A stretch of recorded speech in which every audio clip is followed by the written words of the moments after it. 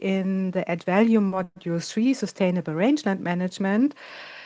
Professor Eguero and Gordon Mwesigwa will give us insight in the biophysical and ecological characteristics and classification of rangelands. So we are continuing our series of lectures and had a start yesterday from Professor Vasonga about the relevance and extent of rangelands. We had a really a deep discussion about also the conflicts which are related to the use of rangeland, maybe its protection, the assessment of it. And so I'm looking very much forward to for today's session. I welcome all the participants. This is a group of ADVALUE partners, which are from Uganda and Kenya, but not only. I see a lot of names who are also looking at this topic. I cannot see which countries are involved, but I'm sure we are an international group. And again, I'm really looking forward to our today's lecture. And maybe I can hand over to Dr. Amitu, if you have some instructions for us and the participants for the webinar, its rules and how to do. Thank you very much. Okay, thank you, Angelica. So we request that the participants would like to raise some questions. Kindly post the questions under the Q&A section, but there are scenarios where the facilitator maybe asks you to raise your questions. So maybe we request that you raise your hand, and then we shall allow you to talk to ask the questions. But for the meantime, if there is an urgent burning question, you can post it under the Q&A. There is an icon written Q&A there, and then the facilitator will be able to respond to it, and even as we shall be able to alert the facilitator. But when the facilitator has posted for questions, and then we shall be able to also allow you to talk for those who have raised their hands. So thank you very much. So thank you. Yeah. At least we already have one reaction. We have listeners from Tanzania. And yeah, I can hand over now to, I guess, Professor Eguero. I've seen that the screen sharing was already ongoing. Yeah.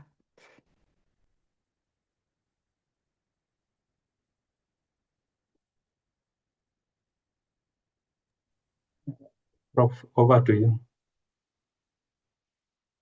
Okay, thank you very much. I do hope you can be able to see the screen as shared.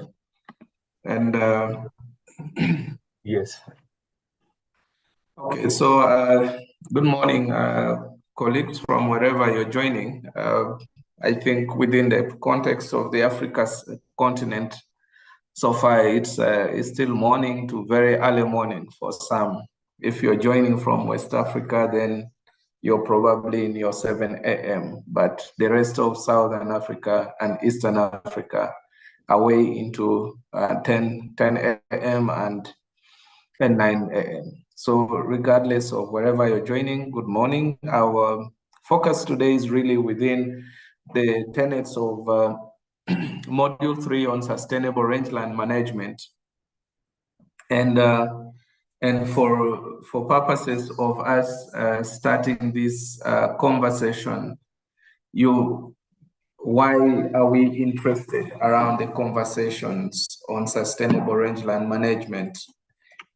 Noting the periods and issues around the eons of time that have moved across the centuries and around the dependencies of the rangeland environments, as well as interdependencies that exist within the rangeland landscapes. And so just as part of the introductory elements is just to draw your attention to the issues that within the rangeland, within the rangeland ecology dimensions, you're beginning to have conversations of these sustainability paradigms within rangeland management, largely around and looking at it within the context of the holistic approach to integrate, which largely integrates preservation, social responsibility, and economic viability. And for some, you might have already been familiar or exposed to the principles and concepts of holistic management, and therefore in terms of holistic landscapes approach. There is a lot that has been written around the concept of holistic management of African rangelands, but largely that comes from the continuum of why that is important is basically recognizing the fundamentals around the degradation that often is associated with the rangeland environments, but also the potential issues of tipping points and associated thresholds with their functionality. So we'll not be moving a lot more to dig deeper into the issues around rangeland, sustainable rangeland management, but we will be focusing our attention towards a key concept of within the rangelands and the issues around its classifications, the characteristics and biophysical classification of rangelands. What makes a rangeland, and why is the rangeland in Uganda, for example, different from a rangeland in Kenya? And yet all of them are rangelands. Or if you find yourself landing in the heart of Syria or Lebanon, why would you be able to be in the same classification that you are within the rangeland environments, and yet there are disparities in some of these environments? Why would you be in a Morocco environment where 250 millimeters, and you are in the Ugandan environment where you are basically at 800 millimeters, but you are all talking about rangelands? So we will basically move through that conversation. I'll be joined by my colleague and PhD student as well, Gordon Mwesigwa, who is into his transition to really be a rangeland ecologist, but largely coming from looking at disaster risk and stochastic environmental issues within the rangeland environments. That said, allow me to transition now to the first part of the introduction into the rangelands. These are all pictures taken from different rangeland environments within Uganda. In one, largely the bottom ones with elephants and buffaloes are within the national parks, in the Machishons National Park and the Kidepo Valley National Park. And then the upper part on the left-hand side is one of the rangelands areas in northeastern Uganda, in the part of Karamoja. This part particularly was taken from a district called Kabong. And then the women and children collecting water from one of the ponds within the sub-region. That picture, I took it from Kotido, in a place called Nakapel Moru. So one of the largest settlements, indigenous settlements. So what I'm going to say here is basically something that perhaps you are already familiar with, but still nonetheless very important for beginning to bring some convergence in terms of thoughts and recognizing the diversity and how diverse but widespread the rangelands on the global landscape. So you are likely 5 times as you move across the earth to interface with the rangelands, because 54% of the Earth's landmass is basically considered as rangelands. And with diverse functionalities. And if we begin to look at it from a diverse range of ecosystem sets and services that it provides for both livestock, wildlife, as well as human beings.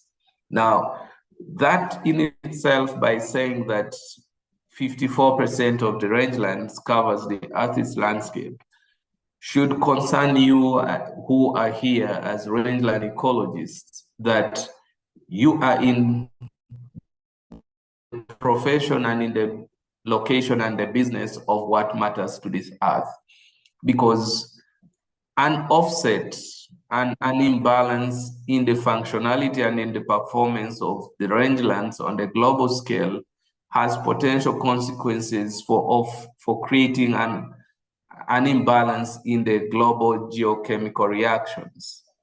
And so it's therefore important in that context. And that's why perhaps even in the context of this project, that became important, but also why the articulation and the value proposition and the development of the program of the project was important. So it's important to recognize that there are different sets of vegetation types, grasses, forbs, shrubs, with of course limited tree cover, largely within the 30%, 30 to 40% balance on the overall landscape being tree cover. Now, we have already highlighted about the crucial elements that rangeland serves because of ecosystem services that it confers to the global commons. And particularly important is the element of carbon sequestration.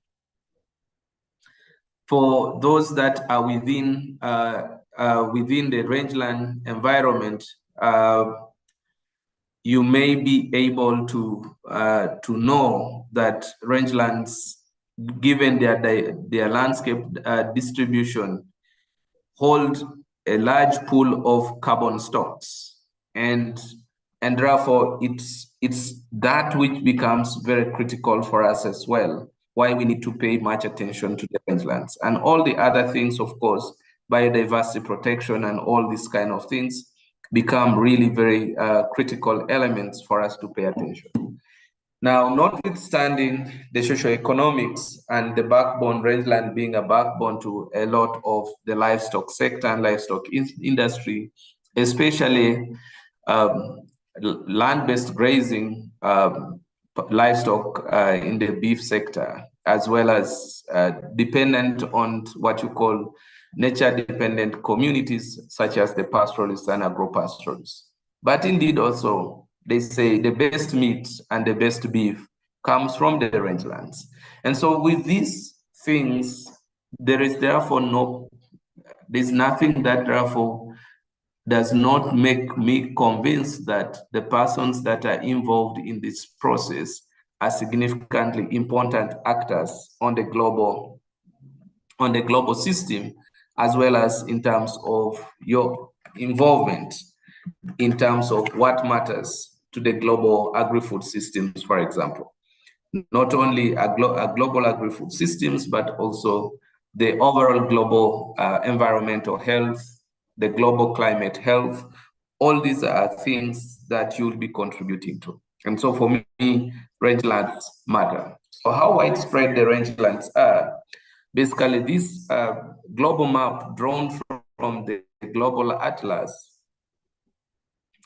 is, this is the globe drawn from the 2024 global rangeland atlas that basically describes the different composition and the distribution of the different rangeland types. And we therefore note that by definition, rangelands are described as land on which vegetation is predominantly grasses, grass-like plants, forbs, and shrubs, and often with trees that are grazed or have the potential to be grazed by livestock and wildlife. Now, there are different definitions of rangelands, again, depending on where you come from, but it's important that it is largely a composition mix. That's where one would be able to look at as part of coming into the definitional sites. But the rangeland types generally include deserts and xeric shrublands. This is the largest of all of them.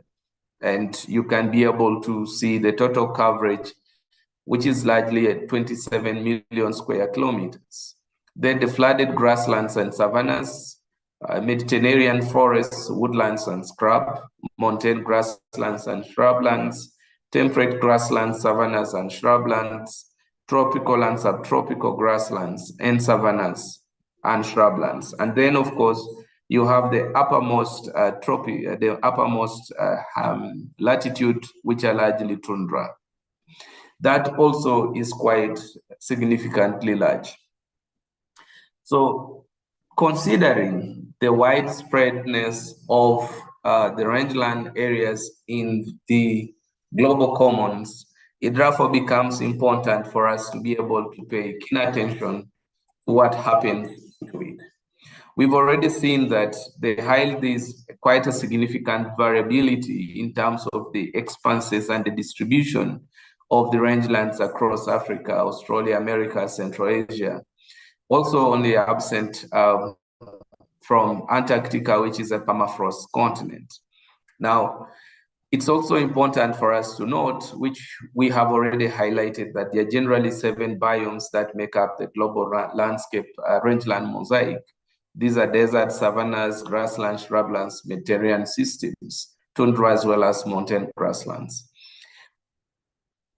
These emerge or arise as a result of different attributes, different indicators, different parameters that tend to be able to influence, the structuring, both at different levels, including the different succession regimes that happened that led to their creation. So it's fundamentally important for us to note that from the early beginning, that the variations and variabilities in these indicators and parameters creates the different segmentations of all of these different 7 rangeland biomes. Perhaps one would then be able to say, okay, so when you are actually talking about biomes, what exactly do you mean? Because sometimes these things might be used interchangeably without context. But largely when one refers to biomes, you're looking at different large geographical areas on Earth characterized by similar conditions in terms of climate, vegetation, and animal life that tend to therefore create what we call distinct life zones. Now, we've introduced in there a key element of life zones, a key element of a biome that we have talked about. So these 7 clusters create what you call rangeland biomes across the globe. And there are, of course, key definitive factors that tend to influence the function or the arrangements that lead to biomes. We've already seen about climate, temperatures, soil type, among others. These are eventually things that lead to the occurrence of what you call a biome. But it's also important because I have seen severally when I'm reviewing some papers, and you find that people tend to look at biomes as well as ecotones interchangeably, but the two are quite distinct from one another. Within a biome, there can be several different ecotones, because ecotones are basically a boundary area one would regard to as basically as a buffer zone between 2 adjacent ecosystems. So that's basically what an ecotone would look like. or would be used to refer. So it's important that as you go through, and we go through the distribution, but also are pointing out to certain issues around here, I just try to pick out on some of the things. So rangelands, drylands, how, why, and where are they? We've already seen that generally in terms of the rangelands, also they may sometimes be called drylands, but these may generally be based on water classification. And because the drylands and rangelands tend to be used interchangeably, when you are basically using drylands, you come a lot more from the water classification scheme direction, because it is done and classified a classification scheme.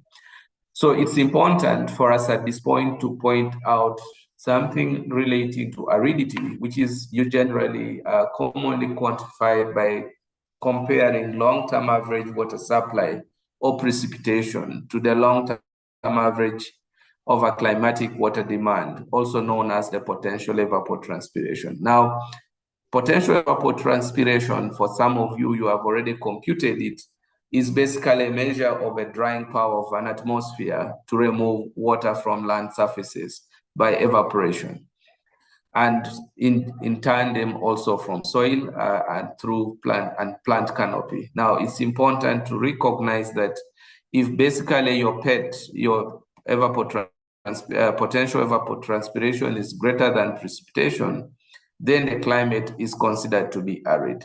And so recognizing those elements and quantifications are important. Now, sometimes you compute depending on where you are, and you find that your residence moisture is negative. Don't get so alarmed. It's sometimes normal that you'll get some of this kind of results, because you're basically, whatever you're getting in as precipitation is all evaporated. And once you do the reconciliation, it is normal for you sometimes to get negative values. And so the drylands therefore can be classified again into 4 types, encompassing the general variety of ecosystems. Within this, you get what you call the arid, where the evapotranspiration potential is generally very high. The semi-arid ones, the dry subhumid, and others, including what you consider as hyper-arid. Now, kindly note that all these, even the drylands, subsist within the broader global rangeland classification. And so these environments become very critical, but only account for 41% of the global landscapes. So part 2 of this is we've done what rangelands and drylands encompass. So it's important for the purposes of when you're contextualizing your studies or your research, that if you adopt a conversation from a rangeland direction, you need to be aware which direction you're approaching it from. If you adopt your write-up from a dryland perspective, it's important for you to contextualize which direction you're going through. And each of these can lead you to raising certain potential assumptions that you need to hold, or that must hold true when you are basically discussing or addressing part of your concerns. All right, so I think there's some things in here. Okay, these are just basic introductions from individuals. All right, so part 2 is really moving towards rangeland classification. I have already a bit highlighted and started pointing out to some of the things in rangeland classification. Perhaps what I had not raised within the introductory element in there was the concept and issues associated with eco-hydrological connectivities, which are common characteristics and attributes that are essential when you are dealing with rangeland classifications. But what are important for you to note, the land is not dry for the sake of it being dry. So when you're interested in classifying the rangelands, they are what you call the biophysical characteristics.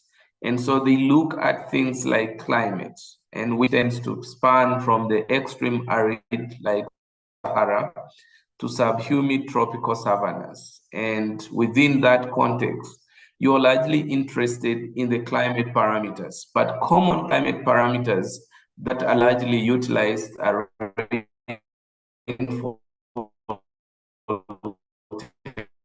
temperature.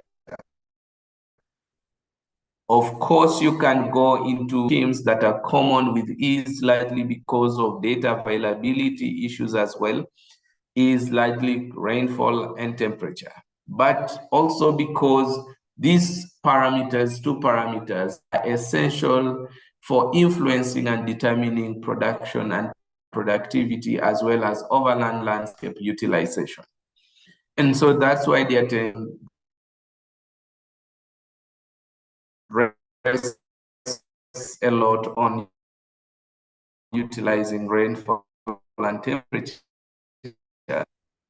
for rangeland classification. So it becomes good to put that across, including all the other things like biodiversity productivity itself is largely controlled by rainfall and temperature. And the oscillations, in other words, the stochastic elements associated with these are very critical, are very important.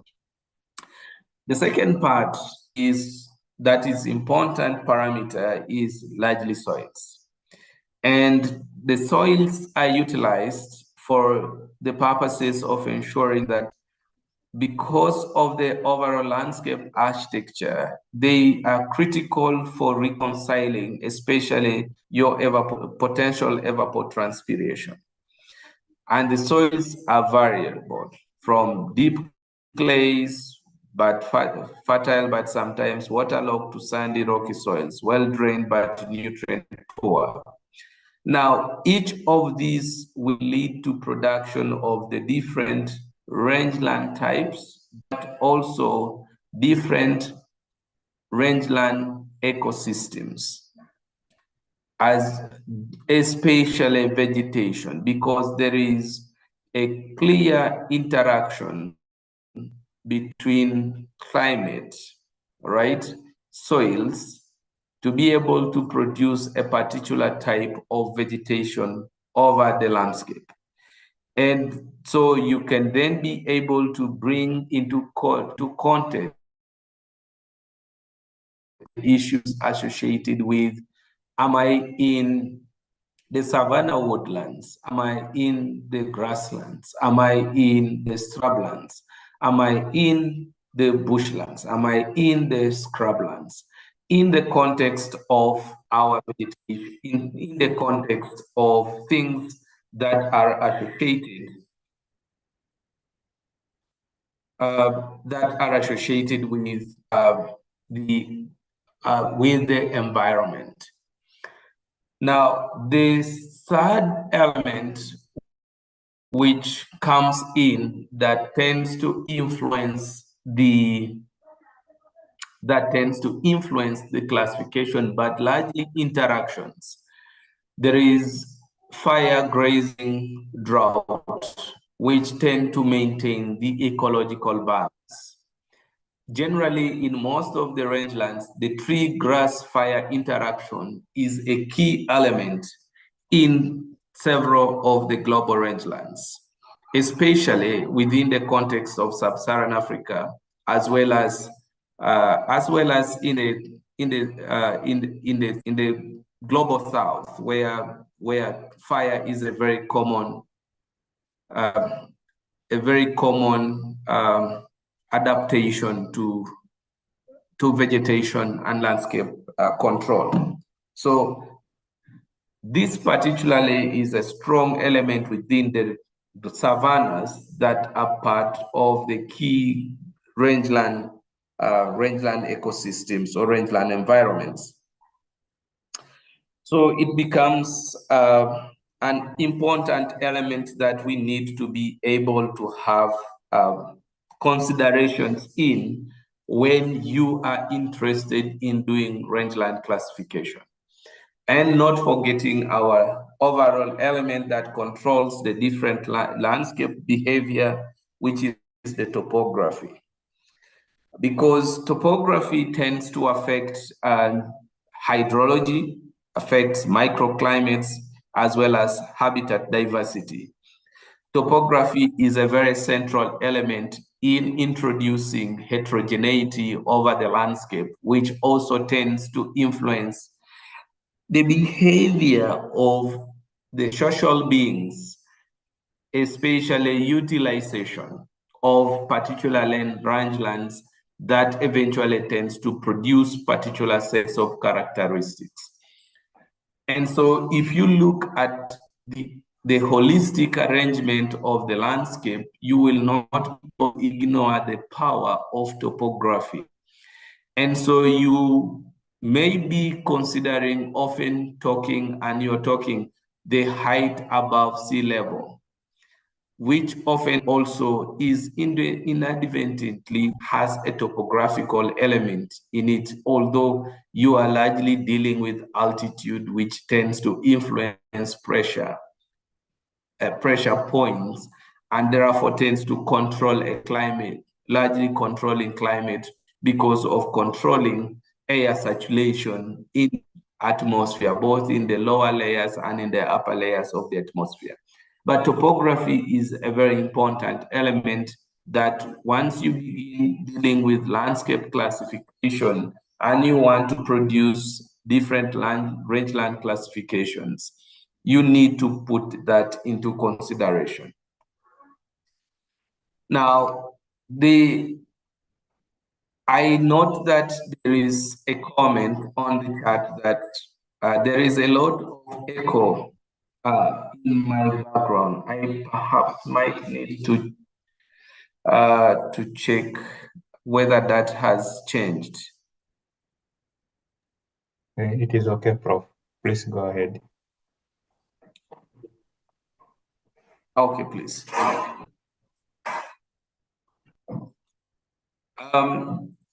So the other element that is critical for this journey is for us to go into the issue of the ecological characteristics within the rangeland commons. When you look at the rangelands, there are things around the vegetation structure.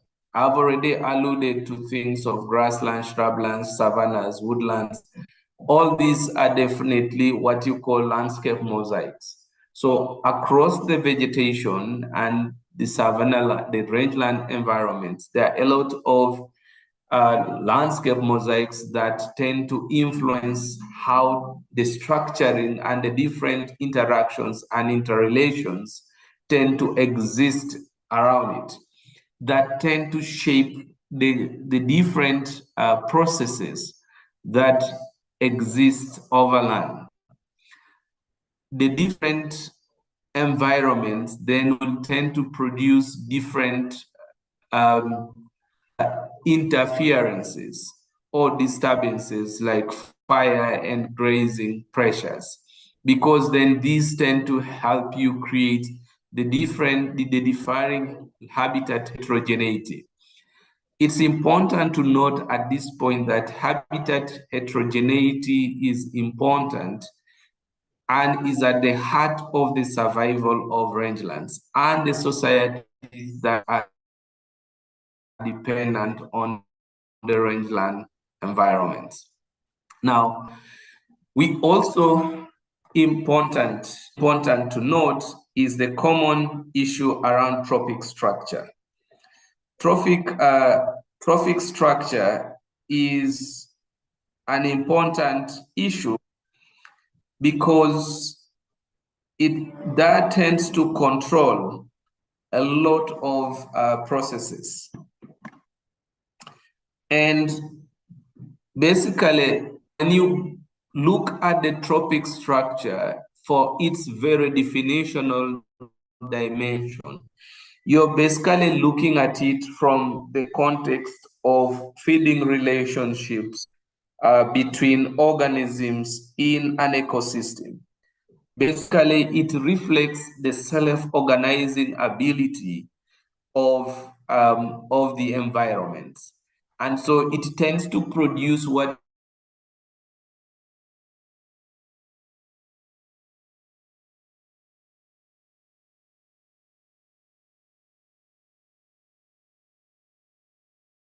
having the stability domains of any rangeland environment that you need to pay attention to. So that trophic structure is a critical element because it tends to define how energy moves and how energy is distributed across the environment. Herbivores, omnivores, carnivores, all these are adapted to different resource variety. Is a very critical fundament that you must always put into consideration.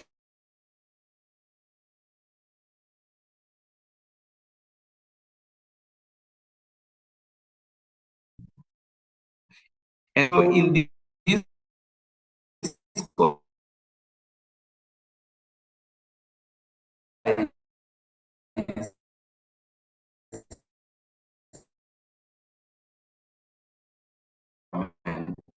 because as you might be designing your studies, it's important for you to have this concept.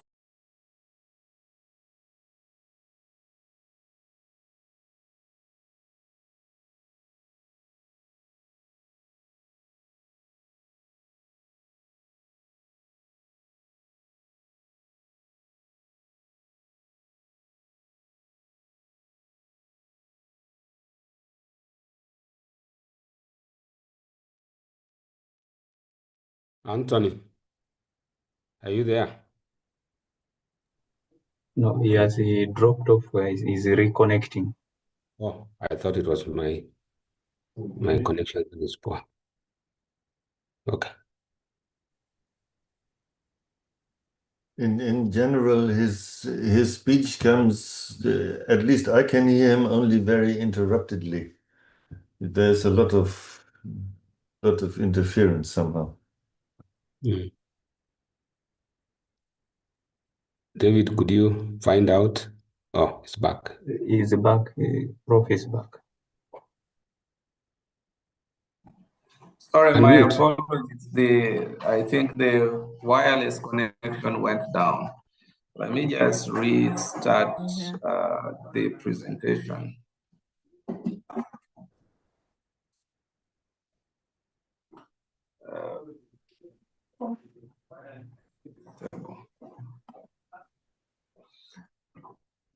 Okay, so at that point, it's really for us to, I was trying to say that as you design part of your studies, for example, I saw someone the other day in terms of the introductions, was having, was looking at bacterial behavior. So it's important for you to, as you look at some of these, to be able to appreciate that some of your bacteria's behavior might be influenced by dystrophic structure changes. And that's why you always have that error term, that you have factors that you may not be able to explain. You have controlled for drought, you have controlled for everything. But somehow, somewhere, you are beginning to see some strange behaviors in how your plants that you are monitoring are changing, but it's just because the bacteria within your environment is changing, or the fungus is changing and trying to adopt to some of these trophic structure arrangements. So it's important to recognize that it's generally a complex network of largely who eats who, and there are different interactions along these things. So looking at this, it's something that early on in the levels of education you talked and discussed around the food web and the food chain. So plant and animal adaptations are critical, and for you to look at this because they are key elemental characteristics. And and it's important to note the behavior of, say, acacia trees or the fig trees in a given environment. When you look at, for example, the fig trees, generally we notice that where fig trees are dominant or predominating, that environment or that location is associated with a high water table. So when pastoralists are moving and they're looking for where to dig and sink and create some shallow wells to water their livestock, they will not waste their time to go and look for places where balanites are dominant, because balanites need drier, more environments than fig trees. They will go and try to dig it around the fig tree, and they will find the water quite easily compared to where balanites are predominant. So all this kind of critical, and this is how society learned how to adapt in the different landscapes. So trees generally are behaving in order to be able to respond to the environment, where the animals behave as part of the landscape heterogeneity. They exploit the resources of a land at particular periods of time. So some of what you call the venomous snakes, for example, are found in the dryland places because part of them, the plants that they feed on for as water to survive by spiking their saps and so forth, are already themselves poisonous in nature. And so that in itself becomes an adaptation, their ability to deal with these natural poisons and toxins and being able to easily convert those into venom as parts of their adaptations within this environment. So all these issues of heat and drought or heat tolerance, migration and dominancy or dormancy and all these kind of things are all adaptations within the rangeland environments. And all these are summarized as what you call emergent properties of the landscape. Okay, so why are you really interested in this rangeland classification? There are a few issues generally, but because you need to be able to be systematic for studies purposes, but also for sustainable resource management and policy formulation, so that when you are making a classification and a recommendation, you don't make it as a blanket recommendation. So the rangelands of Uganda, for example, or Kenya are not uniform. So if we make a recommendation for rangelands of Uganda, it does not necessarily mean that that will be applicable for the rangelands of Kenya across board, or the rangelands of Tanzania across board, or the rangelands of Syria across board, or Lebanon for this case, or Morocco. It is very critical, because otherwise your blanket recommendations will mean that solutions can be adopted, but yet those solutions are not adapted to that environment. That is why it is very important for you to make those considerations. The classifications based on vegetation, soil, climate, topography, and human use or health, they generally are critical for us for matching management to ecological realities. And so if you are interested in resilience building processes and so forth, These are a must to do. Now, essential for monitoring land planning and restoration efforts. All this conversation on the global geochemical reactions are central to this journey. That's very important if we're interested in monitoring land health and the global health, global environmental health. It's therefore critical for us to monitor and classify the rangelands. In that case, you're able to do some computations and be able to check what is managing and making the biggest part of it. In terms of recognizing the linkages between biophysical and sociocultural systems, when you consider these sociocultural conditions and systems are also adapted to particular environments.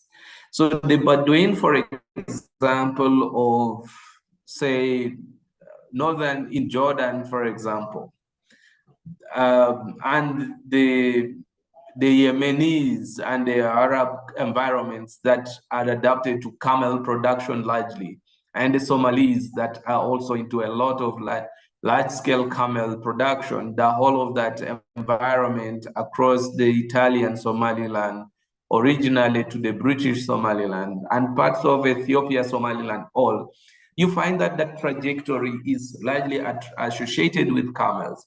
Camels define the sociocultural connotations of that environment, but it's largely because of also the nature of the vegetation that is resident in that environment. So you look at all these biophysical and sociocultural interactions and systems that evolve around it. While in other environments, say if you come to parts of central Uganda, parts of the Karamoja Belt, it is largely associated with live cattle. And because there is a greater deal of forages that, especially herbaceous grasses, that are able to be foraged by cattle compared to the camels.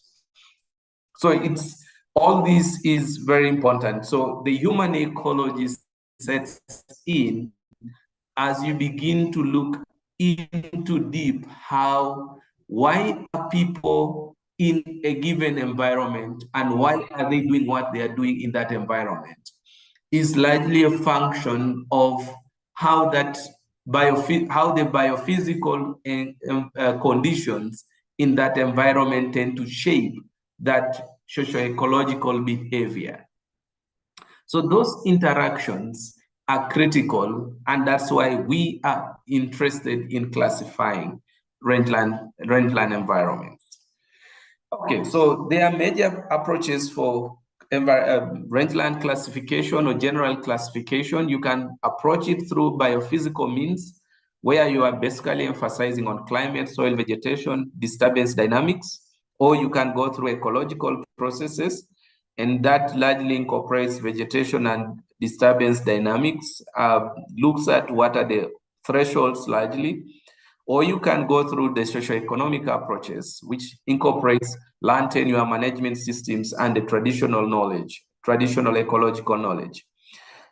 Or you can deal with integrated or remote sensing based, where you can be able to begin to combine ground and satellite data for large scale mapping, basically looking at the horizons at scope. Basically, that's what remote sensing helps you. Then at national to regional variations, you may have reflection of ecological zones and social context.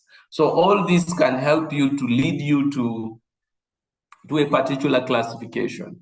So it is very important for you to recognize what classifications direction are you approaching, so that you don't get those left, right, and center. Eventually, everyone has their area of strength, and many people will often want to take you to where their expertise has been developed over years.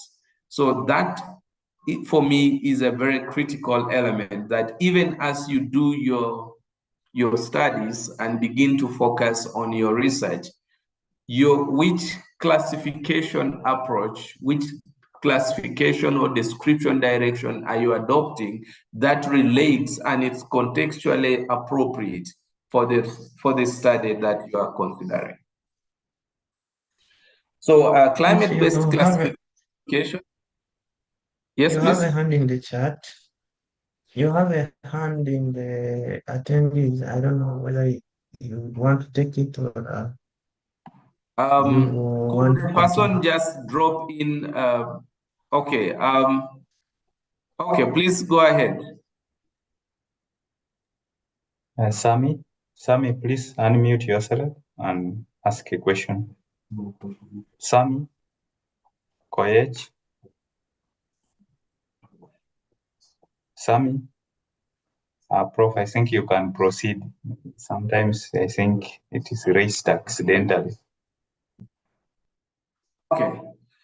Now, when you go into the climate-based classification, there are often generally what you call the 4 main rainfall regimes that are used.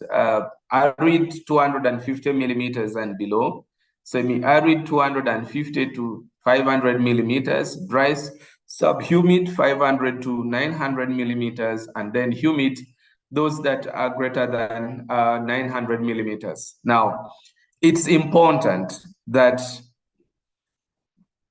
you need to note there are places that are even receiving 1,500 millimeters, even 1,700 millimeters of rainfall in this world, but they are considered rangelands, and they are also considered drylands because they fall way below the margin average of their overall country total rainfall.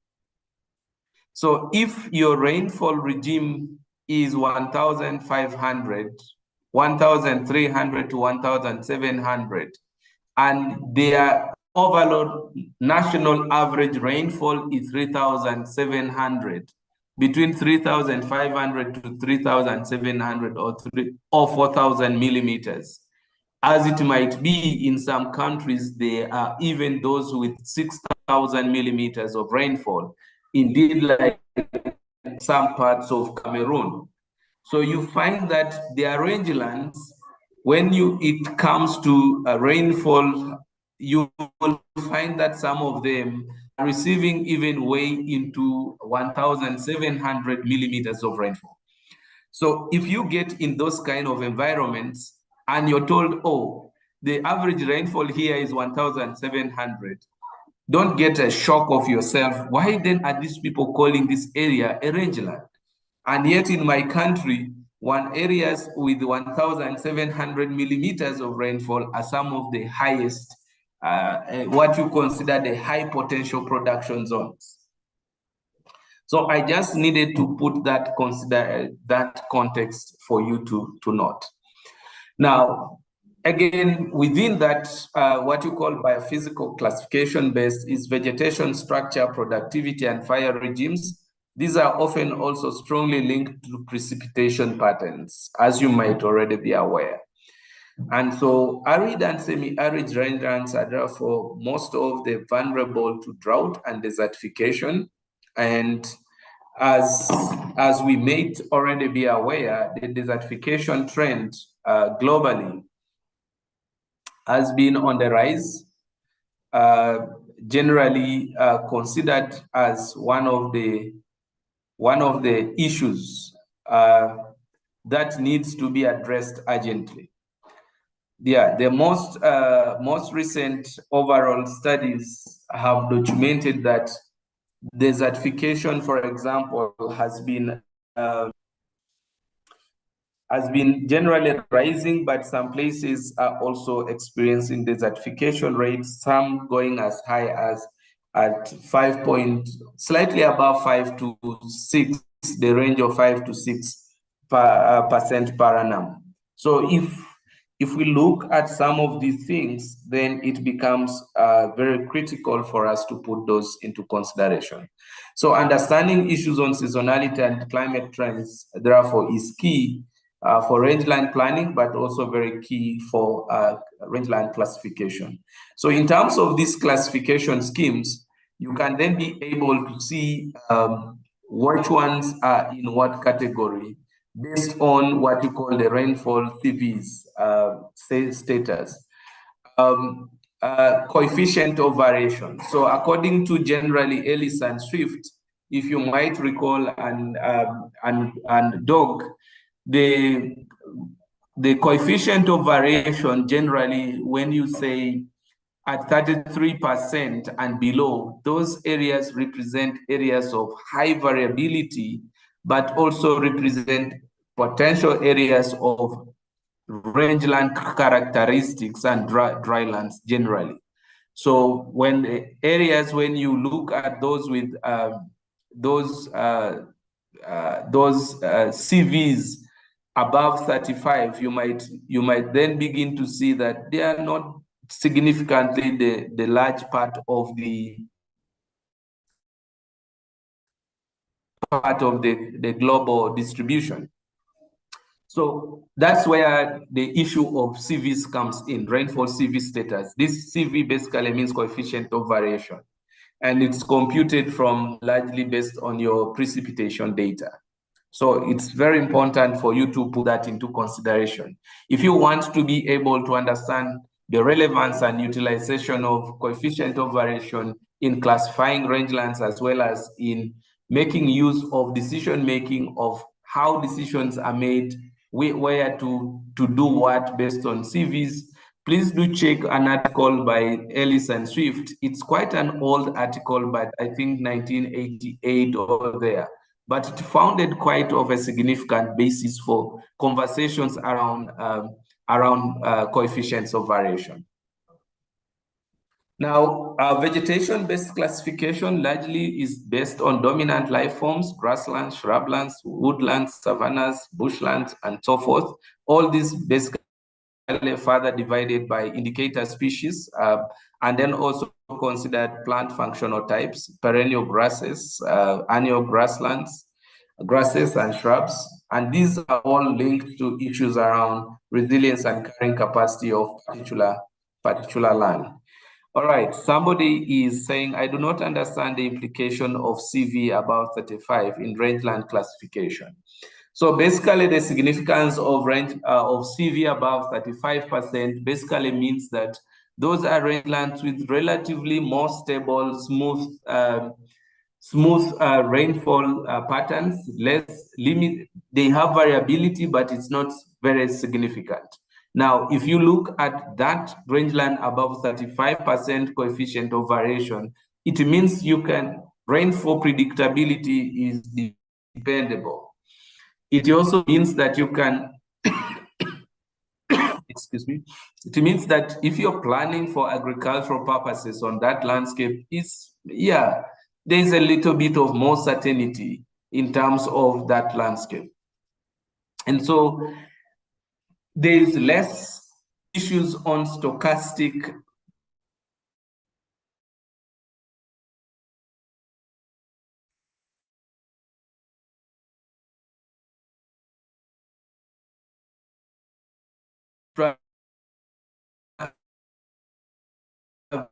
variability in that environment with the coefficient solve your challenge. I'll move to the vegetation map. Within that, they also use vegetation mapping. Basically, that is important and tends to reveal issues of degradation, succession, as well as encroachment, but is able generally to be able to help you place whether these are grasslands and grasslands of which type. Are they open grasslands? Are they closed grasslands? Or woodland savannas and all these kind of things. So looking at vegetation forms helps you to classify rangelands. You may decide to go through soil-based classification, and so you might be able to have sandy-based things. These tend to be drought-prone but well-drained, vegetation adapted to low fertility. And so these are common with things also issues associated with generally having a significant presence of grasses, and also what you call grasses that tend to be, for example, to be having a very short lifespan. And so their maturation or seed quality tends to be they produce large volumes of seed behaviors in terms of flying seeds, and so all these kind of things, because the water does not take long in terms of these environments. And so the vegetation tends to be very adapted to these kind of things. So you are likely to find a lot more of shrublands. You're likely to find a lot of grasslands in this kind of soil-based environments. For clay, there's a lot of water retentiveness, productive, but risk of compaction and erosion. And so the issues of aridity shrinkage are common in this kind of environments.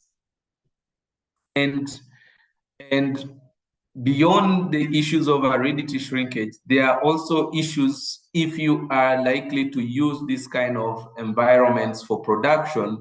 You then need to understand from the crop agronomy that there has to be some level of amendments, soil amendments that you might need to be able to do for production to be effective, as well as to consider things to be able to deal with, like channeling and so forth.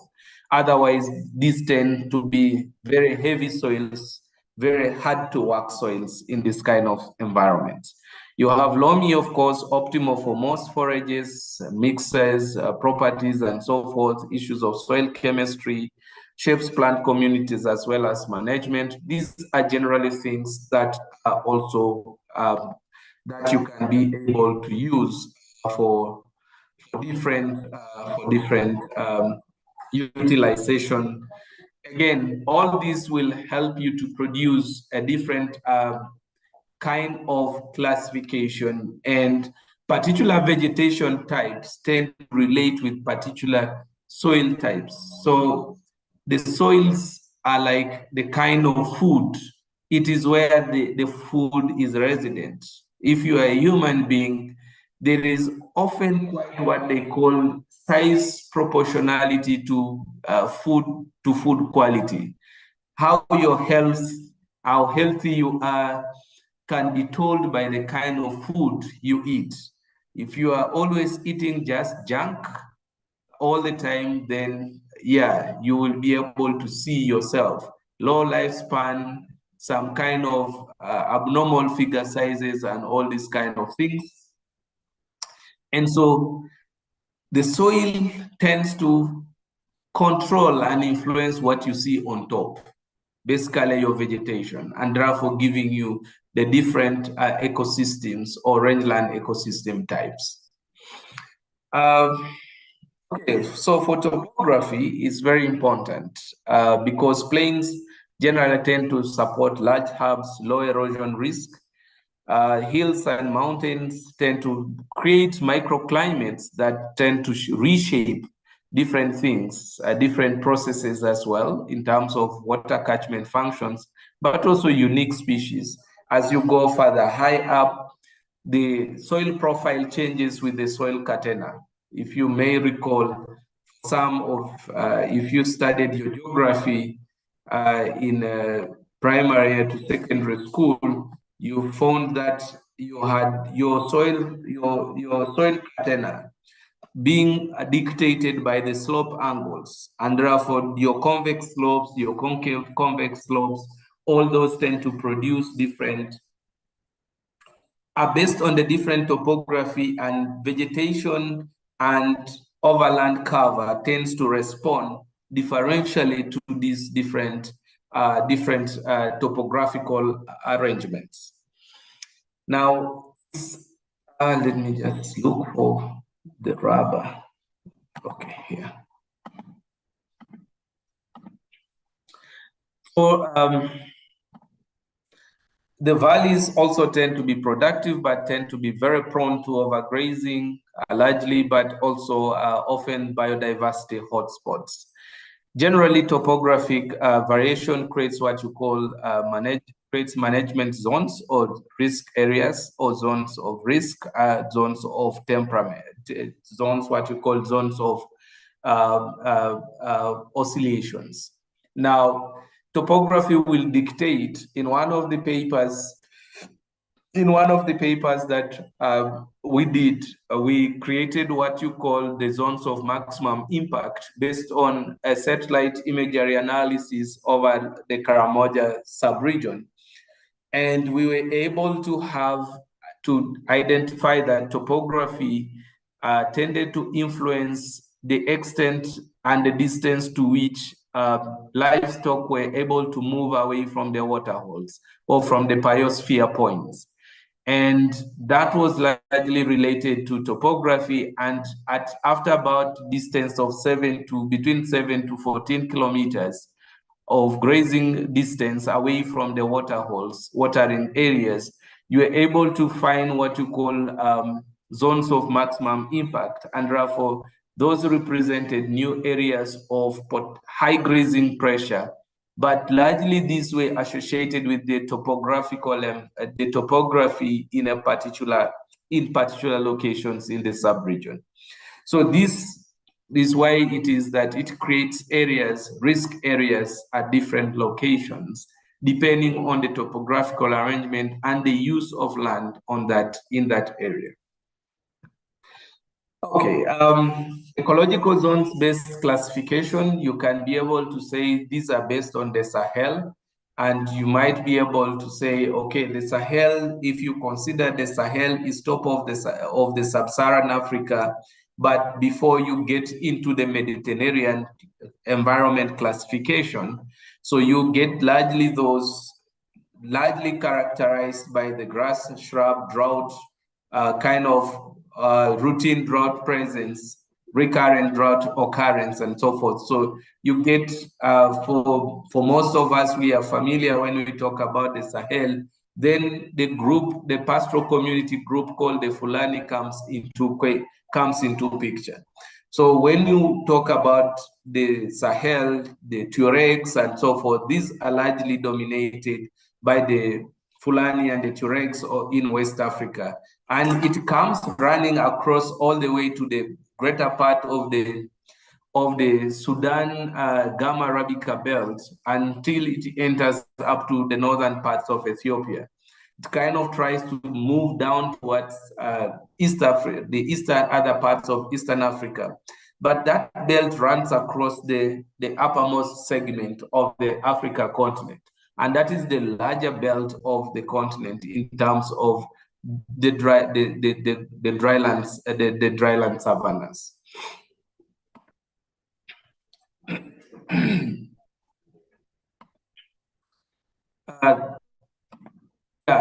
Thanks, Prof. Christian, for sharing these useful documents for the different colleagues. I hope they are able to pick them up. And then when you look at the Karoo, generally the semi-arid high shrubs diversity, you can be able to talk about the outback when you're referring to the Australia arid mosaics, as well as the popularly talked about the pampas. And for those from the Ugandan students in your geography in secondary school, you used to sing about the pampas of Argentina. And it was one of those ways the teachers used to pass information about different environments. But that in itself are different classifications based on ecological zones. Now, knowledge generally of local ecological zones is critical and essential for targeted management and resilience planning. And so it becomes very critical for us to pay much attention to that. Now, even within particular countries, you might be able to find that there are different zones that the way they are classified. So even within a country like Uganda or Kenya or Tanzania or any other country, say like Cameroon, you'll find that even within that similar country, there are different classifications based on ecological zones. So the ecological zones tends to play a very critical role in a couple of these. All right, so just I've highlighted that now in terms of functional classification, you can be able to do the classification based on predominant use, whether it's based on grazing, browsing, wildlife, protected or mixed use, or by land tenure in terms of communal, private, leasehold, which basically tends to shape ecological outcomes. There are also issues based on functional zoning, which tends to inform policy in terms of resting, restoration, as well as sustainable offtake. All these can be different classifications that can be adopted, but it's important right away from the early beginning of your work and your study, even when you are writing your papers, to be able to define which kind of direction you are coming up from in terms of your work. That way, you don't get into a mixed bag of so many things and reviewers raising a lot of questions around your work, as well as your supervisors always battling them with you.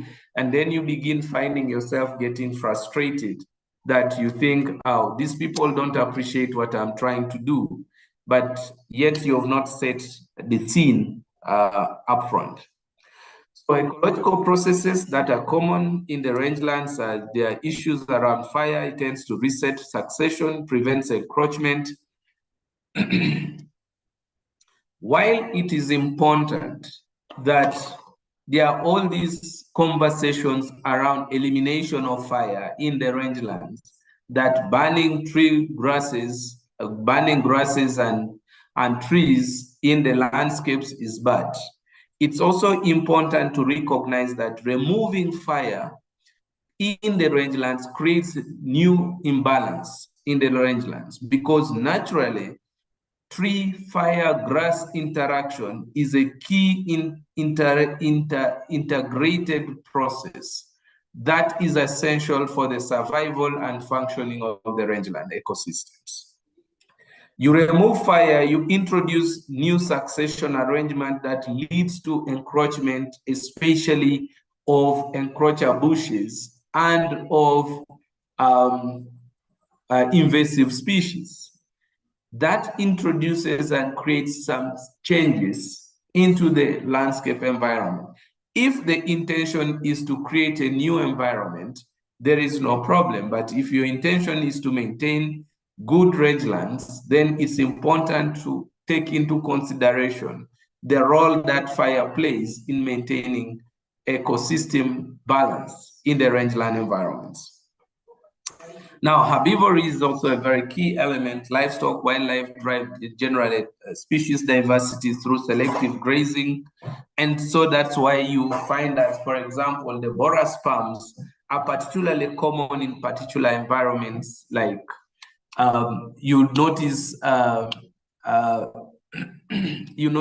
they are common where elephants previously grazed, and so because elephants was essential for breaking their dominance in terms of this kind of thing. So it's very critical for us to be able to do that. So whenever you see elephant poo or livestock poo, they are doing their function. That poo carries life. There will be life in that location after a very short while. Droughts, floods are very important, periodic but powerful filters of nature. I already talked up earlier on when I started the issue of eco-hydrological connectivities. So drought and floods are very essential elements of these ecological connectivities, especially in water-limited landscapes such as drylands.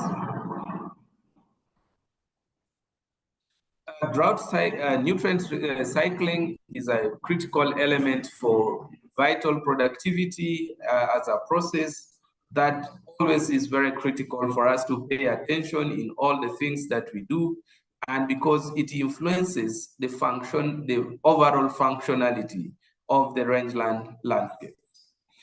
Okay, so in terms of remote sensing, there are different indices that you can be able to use. But commonly, that is very commonly when you are starting most of your work, you'll often start with NDVI, which is Normalized Difference Vegetation Index. You will also have EV, you will use the DELI, you will use the FPAR. All these are different indices that you can be able to use to be able to use for purposes of classification. And you can be able to get them from based on the existing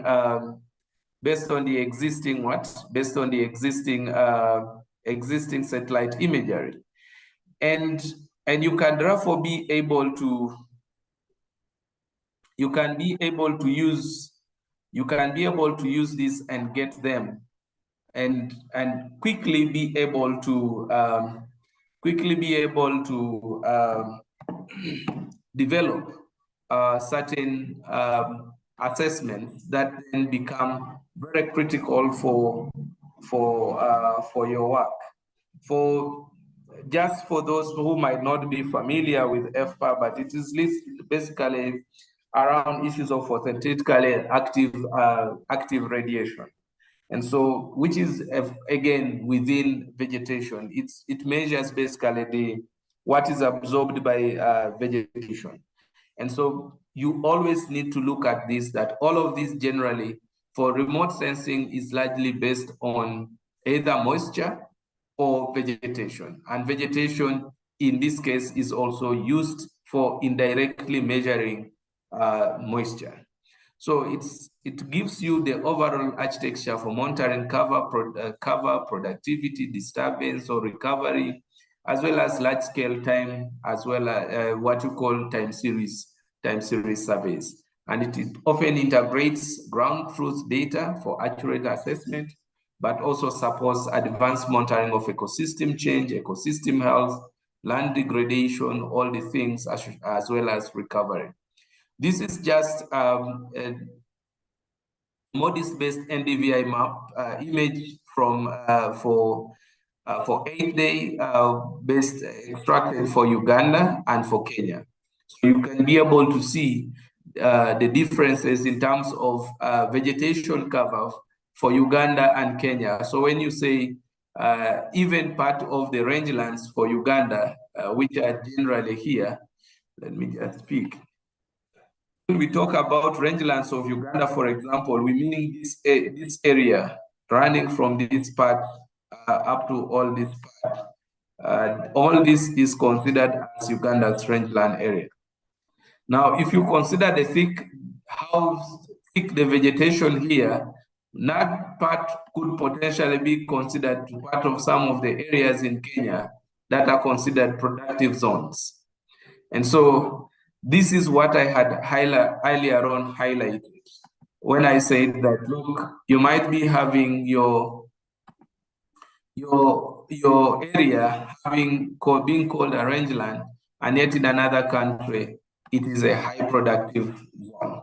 Challenges to classification that we need to note, there are issues of dynamic boundaries, always seasonal vegetation changes, shifts in land use. Climate change tends to alter rainfall, temperature, fire frequency, changes in biome definition. There are also issues on data limitations. Ground validation and long-term records are often missing in remote or developing countries. There are also issues of competing land uses that tend to threaten traditional rangeland function. This is particularly important because rangelands now are being considered, rangeland areas are being considered as frontier areas for expansion, for agriculture expansion. Actually so because most of our productive areas in most of our countries in the region here, we have used them as settlement areas. That's where towns have occurred. So if you look at in Nairobi, for example, you have transformed all the areas of Kiambu, all those areas. Those were all productive lands. But now you are having to struggle to expand your production areas into marginal lands such as Makwene, largely because you've consumed all the productive land and converted them into very good storage, nice buildings. Now, of course, there are human influences. Traditional pastoral systems often promote biodiversity and resilience, but modern pressures, population sedentarization, cropping, all these tend to threaten all these kind of things. Enclosures, fencing can restrict wildlife and grazing mobility, leading to degradation, but most importantly, resetting the way the environment is arranged and organized. Then there is an upsurge in terms of invasive species and land conversions tending to drive a loss of ecosystem services. When you go down to the regions, for example, Southern Africa, and particularly in a country like Namibia, you'll find that there's a lot of encroacher bushes, which are largely invasive acacia species that are re-altering and changing the ecosystem. When you also look at parts of Kenya and middle part of the Rift Valley region to the northern parts of the country, you'll find a lot of invasion by Prosopis julifolia, the commonly Mathenge tree. So you might begin to compare in the 1988 period to the current period, and you begin to see some changes in the landscape beginning to regenerate. But the fundamental question that will be holding is that you need to be holding, it's regreening, but what is regreening it? So Mathenge is regreening parts of the rangeland environments in Kenya, but it's also creating a significant degradation. So part 3 is largely in terms of values, value of rangelands. I shall be trying to transition.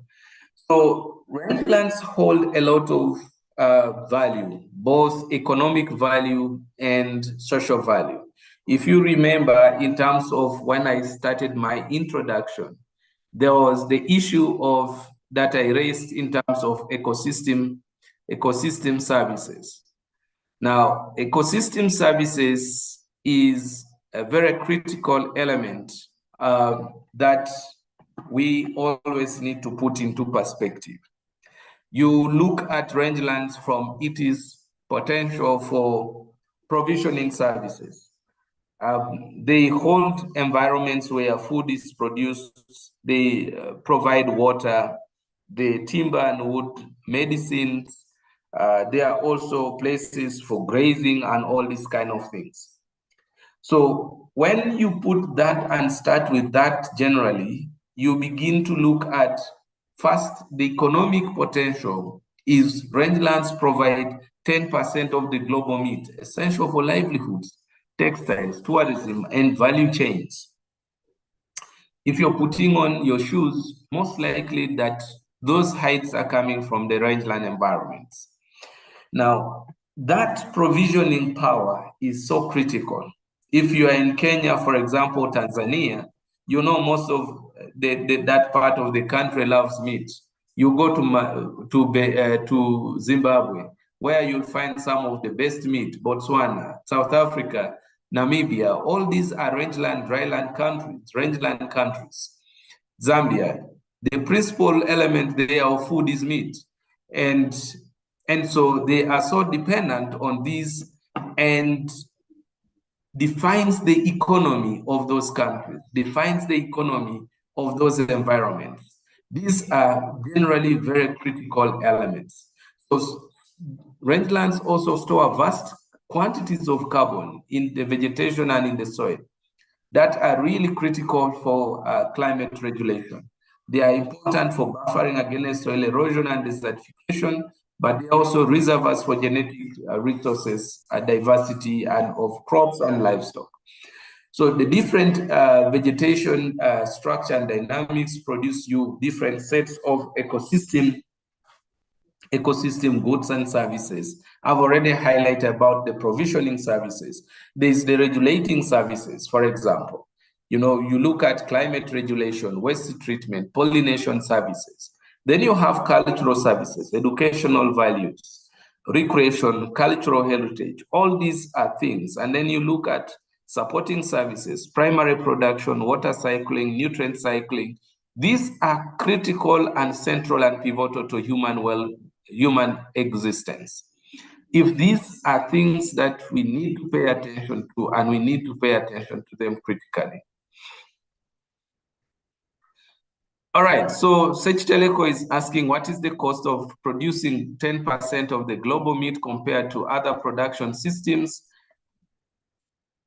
First, the computation of producing the global 10% of the global meat from the rangeland environments essentially is lower than the cost of industrial-based producing meat from industrial production processes, zero grazing and so forth, that have very high methane output. And when I visited, for example, the University of California, their biggest problem was methane output from industrially based production of beef. And because of the high utilization of soybean. Now, you can put it into this context that while the economic value, the financial value is not, I don't have it offhand, is that if you're going via industrial production, you have to convert land into agricultural land to produce essential materials for producing the livestock. You're also going to feed those livestock industrially, and therefore you're going to output a lot of materials. And so that in itself has a higher cost. It makes rangeland production systems a little much better because there are a lot of all these nutrient cycling and all these kind of things. So when you are doing value reconciliation, the open rangeland systems tend to be low, have a low injection in terms of costs to nature than the industrial production systems. But the economic or the financial part is something that might be required to be explored.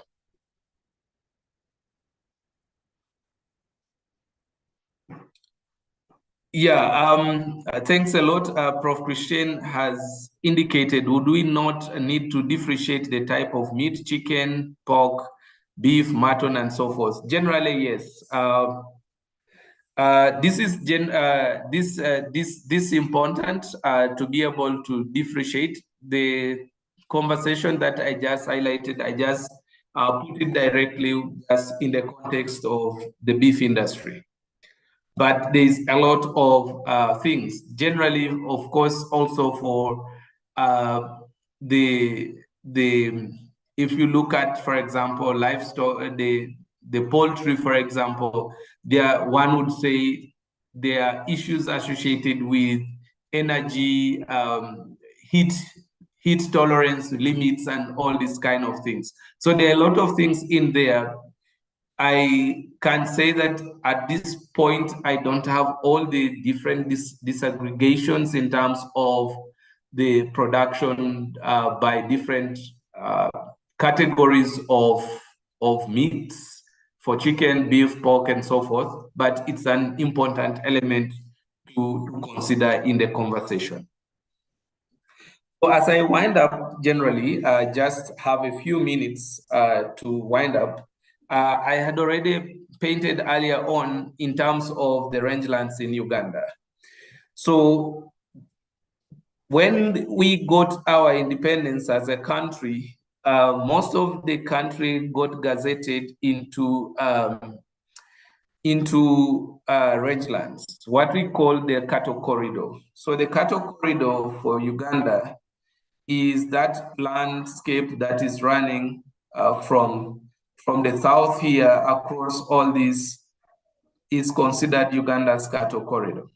So it is quite a significant area of the country, 40% of the country. And it is largely a pastoral and agro-pastoral production area, production system. Now, for this part of the country called the Karamoja sub-region, let me just pick it up. This part of the area, which is bigger than Rwanda as a country in terms of size, in the early parts of the independence part of the country, almost 95% of the land was gazetted, put under protected area, and it's all a rangeland environment generally. What has happened is that as part of the things keep on changing, there has been degazettement to allow population and utilization of these lands happen, because certainly society needs to make use of these different environments. But before even the gazettement had happened, these were areas that were freely utilized by the pastoralists, undertaking their transhumance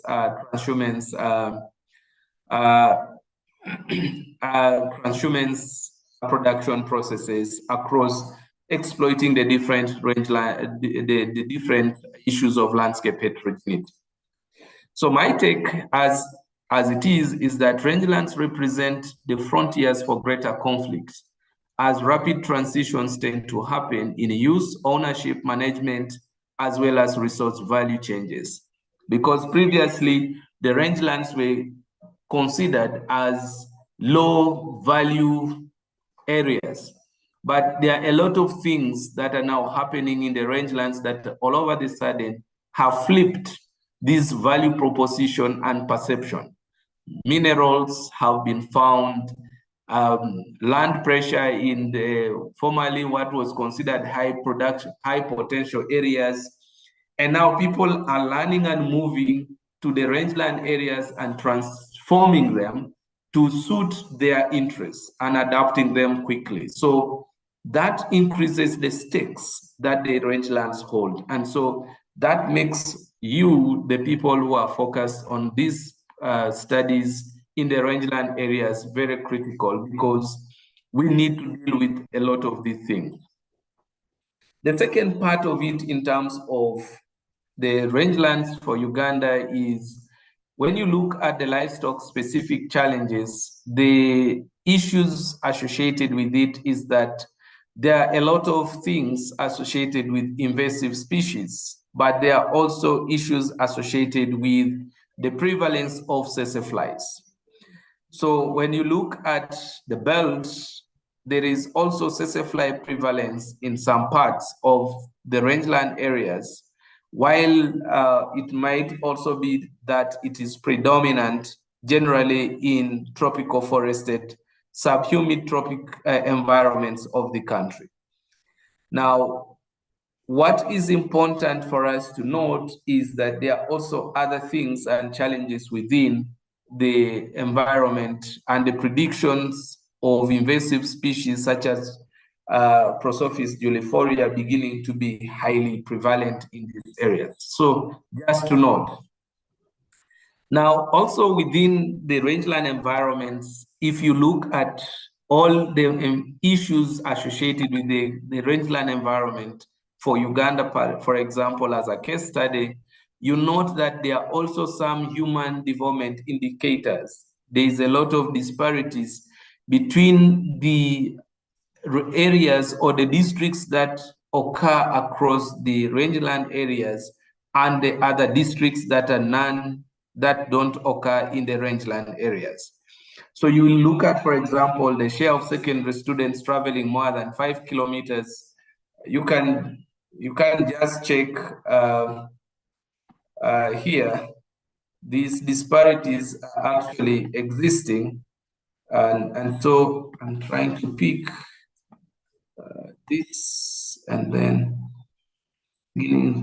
you can look at this, look at that, look at this, also look at this, compare that to the Kampala area, compare it to this, compare it to that. So there is generally that kind of disparity. Share of substance use, this is largely alcohol. A little bit something that is strange with these rangeland areas. If you look at poverty, for example, poverty rates, look at that, look at this, look at that. You come a little bit here, is a little bit different. and a little bit here different, but also represents generally how different trajectories have happened and development interventions have happened in the country. Might not necessarily that it's specifically rangeland control, but there is definitely some causation is equals to casualty in this element. Then in terms of the share of contributions to food security and development, the rangelands tend to also play a significant role in terms of the total number of cattle, in terms of the total number of goats, total number of sheep, and then the total pig population by district. So of all the livestock in the country, the rangelands in Uganda hold the largest bulk of the livestock in the country. And so that makes rangelands in Uganda very important and key production areas that influence the agri-food systems functioning of the country. So if we need meat security in Uganda, then we need to deal and ensure the sustainable management and utilization of the rangelands. This is just in terms of the cattle population today and the projected ones. Even by 2050, it will be at 12.4 million heads of cattle raised. Most of that, call it 80% of that will be 85%, around that will largely be in the rangelands. This is in terms of biodiversity, conservation, and tourism. Most of the tourism things are occurring around the rangeland areas. Most of the protected lands, forest reserves, wildlife reserves are generally occurring within areas that could be classified as rangelands. And so when you look at what the tourism sector brings to the country called Uganda, is around 1.6 billion US dollars. That is quite some substantial amount of resources that the country gets in from the rangeland environments. And therefore, it's very important to put much attention to it. This is just a sample illustration of the carbon sequestration potential of the rangeland ecosystem. And as part of 2007, carbon markets made transactions worth more than $64 billion globally. And therefore, it's very critical for us to be able to see that this is something that is critical and important for us to pay much attention. This is from a study that was done by one of the master students in doing work in the Karamoja sub-region. Now, policy and management implications. There are key issues around typologies to guide sustainable land use restoration and climate adaptation, very critical for integration into national policy and management frameworks, community involvement, and local knowledge to increase success and sustainability and data-driven decision support for resilience and biodiversity goals all need to be looked into consideration. What is our take home today after all these long 2 hours? I have tortured you with all these stories of mine. One, it's important for us to recognize rangelands will be very important in feeding and growing the population in Uganda and in the region, generally Africa generally. Two, it's important for us to put into consideration just rangelands play an essential role in ecosystem services, including conservation. And three, rangelands across Uganda and the region experience multiple interacting challenges. And four, investing in rangelands by investing in its people to reduce disparities, research into total rangeland value contributions and restoration becomes very critical at the current moment in time. With these many words, I would like to sincerely thank you for listening to me and hand back to the team for any few comments and any other questions that might be for today. Thank you very much. Back to you.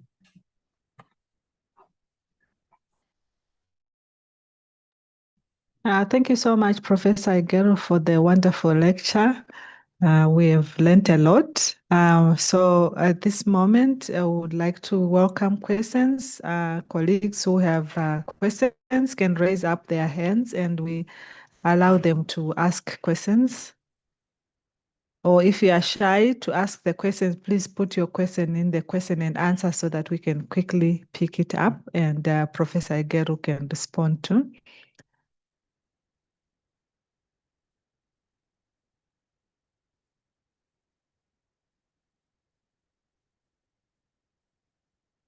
Okay, we have one question, I think comment from Hedwig. Please open your mic and speak. Thank you. Thank you very much for the very elaborate. This is a lot of information and getting through that. Thank you, Prof, for the presentation. My question, maybe just two quick ones. One is on the issue of fire. So is fire good, is fire bad? Because I've heard of the fire being used to reset succession, to prevent encroachment, but also to like break the cycle. So that is one. And then two, I think I've captured, are they 5 or 6 different types of classification? Now, do I choose which one I would want to, or must I use all the different types of classification? Because there is the climate-based, there is vegetation, there is soil, there is ecological, there is functional, so there is remote sensing. So I'm just wondering now, when I decide I want to classify in my work, must I use all of them, or do I choose maybe just one or a mix? Thank you very much. Over to you, Professor. I hope you heard me. Okay, yes, I heard you, Hedwig. Thank you very much. So let me start first with the easier one. The easier one is on the classification. First, it's important, just select one or a combination, but that aligns to your study. What are you addressing? Because you don't want to go into vegetation-based classification when most of the things that your study is focused on. For example, you might be interested in your study, you are looking at, say, crop, say, pasture response to drought or to water moisture stress, let's say to moisture stress. But then your classification, you have basically used the social index. So you will find that you are setting your study, you're setting up yourself for failure. In other words, you're starting your study from a wrong note. The indicators you're going to be looking at that is going to influence how you're setting up your experiments is not related fundamentally to what you want to control for. So it's important for you to be guided by what is your interest? What problem are you trying to solve? That, for me, is the most critical element. For you to look at what problem are you solving for, then that should be able to help you identify what classification scheme I should be going for. Now, the second part that you are raising around is fire good, is fire bad? Now, there are so many contestations around this subject of the use of fire.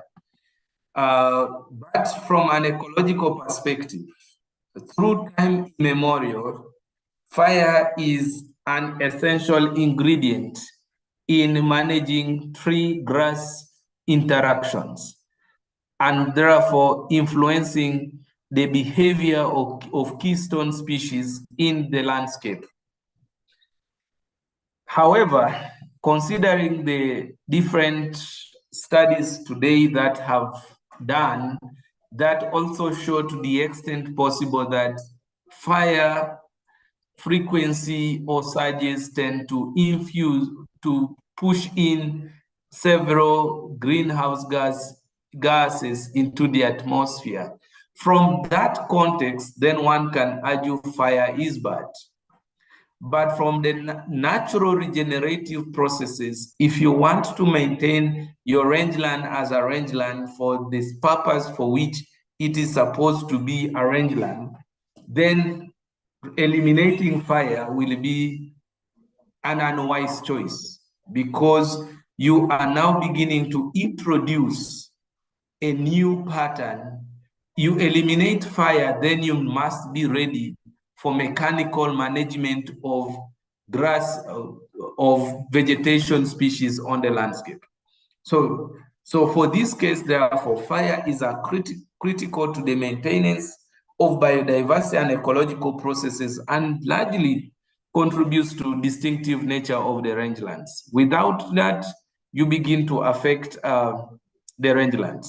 I would therefore put with a caution. You can use it with controlled considerations in perspective. Back to you. Okay, there seems to be some questions. We have a shift in rangeland. There are some. We have a shift in rangeland utilization in Tanzania, and more pastoralists are now grazing in wooded landscapes in like Miombo. This is controversial, and some people are against it. What is your take? So with that, generally you find that pastoralists will go to where nature is. One is that with the reduction in flies, in some of these environments, then they become very ambient for pastoralists to get into, and generally because they want to depend on locations where they are sure of pasture resources. Remember, the production role and interest of a pastoralist is to see their livestock survive. How controversial it is, the question will be, to what extent do the pastoralists, by grazing in those locations, create conflicting resource use? And to what extent have their landscapes where they have traditionally utilized and relied on been converted to other uses? Because converting them, say, to restricted national parks pushes them to the next available open landscapes for them to keep on their livelihood of pastoral production system. So the public might not be happy with it, but we have to look at it from the overall system-wide interactions that are happening within the context of Tanzania as a country. As to my personal perspective, is pastoralism is a production system that exploits landscape heterogeneity. It goes to where there are resources that can make their livestock to survive. A follow-up question, there is also an increase in bush cover, but government is against bush control through burning, which led to heavily encroached rangelands in some parts of the country. What can we do about that? I think the first element is to be able to discuss with government on what is their value proposition for a changing ecosystem. Because most of the decisions that came around do not ban bushes. Yes, governments took in, but a lot of these things were largely coming from an NGO dimensions without a lot of science evidence around it. Now, yes, now we have changed the landscape. We are now in there. So the question is, what is the government's proposal for this changed landscape? What is it intending to do with it? Vis-a-vis what the original use of the rangelands, where the pastoralists relied on for their production. So if they are moving to change this into carbon sequestration pools for purposes of carbon trade, granted, the question will be, what is the economic trade? What are the trade-offs? So basically what we need to do at this point is what we are all in here for. Develop a body of evidence for through trade-off analysis, and be able to provide this evidence for government to make decisions. Politicians will listen where there's evidence, and when you can be able to provide a higher conversation value for government to make the trade-off in terms of a decision, whether to change it to use or leave it as it is, and it continues to grow. So these are some of the different dimensions and my take on this. Thank you, Prof. Geru. We have Dr. Christian with the hand up. Maybe he wants to support you. Dr. Christian, please do kindly go ahead. Yeah, thank you. Thank you very much. First of all, thanks, Anthony, for that nice and very illustrative lecture. And more general remarks, some of the questions addressing things. Is it good to allow pastoralist graze, or is fire good or bad? We as scientists can hardly give a scientific answer to whether anything is good or bad. All those decisions are taken by people for many different reasons, and not all of them are necessarily scientific. Fire has been a natural phenomenon. Overstanding hay or grass in prairies by strike of lightning have been set ablaze, and then fire occurred. And people have later then taken fire as a management tool. But it is quite as you said, it always is a question what you want to achieve. Fire has benefits and advantages, and fire has negative consequences and disadvantages, and you always have to weigh your decision of what you value higher. And we as scientists can only say, okay, if you use fire, then this and this and this will happen. If you use mechanical bush clearance, then this and this and this will happen. And all of that, no matter what we use, comes with an effect on climate change, comes with an effect on vegetation, comes with an effect of soil life, comes with an effect of on water holding capacity. So all this, whatever we decide, has an effect. And as scientists, we can say, if we do this, it will have this effect. If we do that, it'll have that effect. And the clearer we are, the better will the people we are, or that listen to us, be in a position to take their decisions. Same with pastoralists. Should they graze that bushland? And you quite rightly said, it's a government decision, or it's the society's decision. Shall we set that land aside for this, that, or the other? And is pastoral grazing, from our point of view, beneficial or not for that area? So far for now. Thanks. Thank you so much, Doctor, for this explanation. Professor Geru wants to transition into another meeting. I would request Professor Wasonga to try to respond to the questions which have been raised in the chat. Maybe you can just read them and give the response to everyone. Professor Wasonga, over to you. Thank you. I think Professor Geru has already responded to all of them that I'm following up on the chat. I think the very last one was about the fire. Yeah, and it's true that fire is a very controversial one. Other countries have banned use of fire in the rangelands. Again, it depends on, as Dr. Christian has indicated, it depends on what you use it for. What do you gain? What do you lose by using fire? I just put on the chart there, last time I was in Karamoja. Karamoja is a northwest eastern Uganda. This is a cross-border area between northwestern Kenya and northeastern Uganda, which is inhabited by the Karamoja and also the Turkana and the Pokot on the Kenyan side. And I asked them because as I was going around, I was seeing vast areas burnt. And of course, in my mind, I just thought, because I'd seen this happen also in Kenya, other areas, not in pastoral areas, where they would burn the bushlands during the dry season, just before the rain, so that we can have new growth coming up.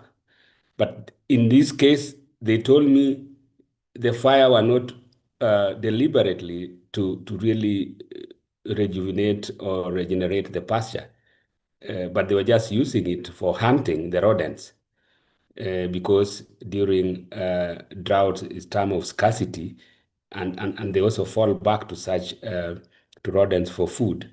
And so that's the reason they were giving. So I was trying to look for another reason, and that's basically what they told me. So you see, it will vary from one place to the other. But again, fire has been largely used traditionally, not only in pastoral areas. I'm not a pastoralist, and where I come from, they used to burn just before the rains, basically to have a green growth. But fire is like bombarding the entire ecosystem. So not everything will survive, and you not only get positive results. So there's something that you lose in the process.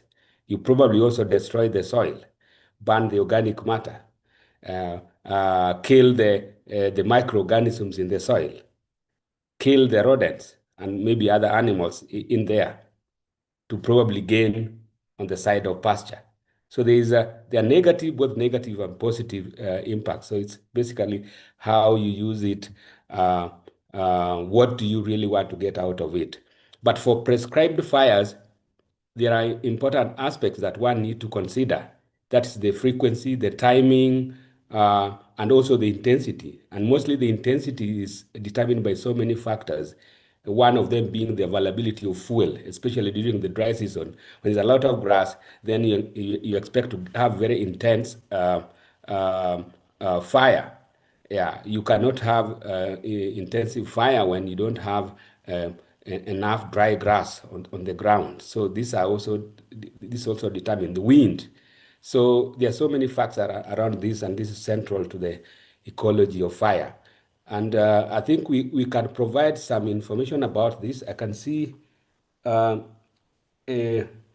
Christian has provided something from Finn. Finn, I think he should be from South Africa. I know him is a rangeland ecologist. Some work on rangeland.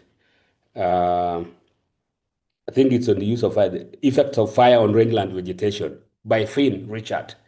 So I'm going to Google it out and share the link so that we can all get to learn more. I think as we get along, whenever after every session, we'll be trying to dig out some of the relevant documents and keep on sharing so that we can also learn.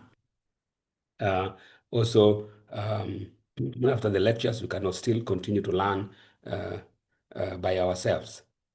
So, unless there's any other burning issue that we need to discuss, again, I would want to ask if there's anything that we need to change in any area that we need to do better in. There's something, I think this was already also answered. There's the follow-up question. No, that one was answered already, Prof. So I think it Okay. is okay now, yeah. Perfect. So I think we are okay now. Yeah. So, Jolene, can I hand over back to you? Yes, may I ask Angelica to give a closing remark before we Oh, leave? Angelica is there. Okay. Thank you. Thank you. Yeah, thank you all, and especially Professor Egero. He already left for this speech and the deep insights. I make it quick because we can meet again tomorrow for the next session, which is announced, and you hopefully all saw the handout on the website from the ADVALUE project, Erasmus ADVALUE project. So tomorrow we can continue, and Professor Wasonga will talk about the theoretical approaches to rangeland ecology and vegetation dynamics, state and transition models. I think all our speeches will interlink really nicely, and myself, I'm looking very much forward to that. Thank you also to Gordon Miesigwa. He was involved in the preparation of this speech, and all of the participants for their interest and contributions. Yeah, and thank you, everyone.